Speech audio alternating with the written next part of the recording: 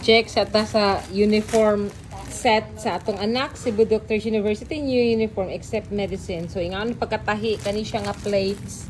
Lisod kay ini siya daghan kayo kanang di ka mao ani nga kanang unsa ni? Mananahi, mapalpak sila ba? Na di man pwede mapalpak bay kay Ginoo ko mapalit na po kaning diri siyang kilid. Ingani siya pagkatahi. Yang kadi siya color food na specific ginang color nga ninga nga plates dili ang mga mananahi kasagaran di ka mao.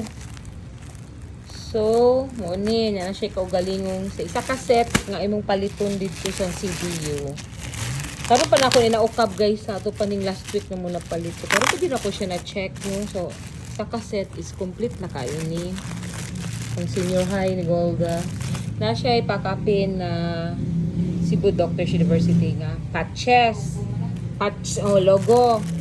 Then naapod siya kuana kaugalingong kaning iyang kaugalingong ato din ko uning ko andi.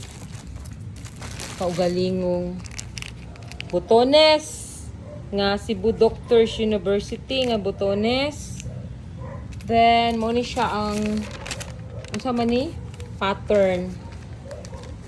So mo ni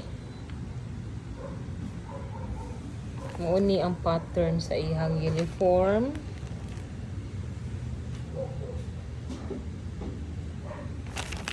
Mo ni.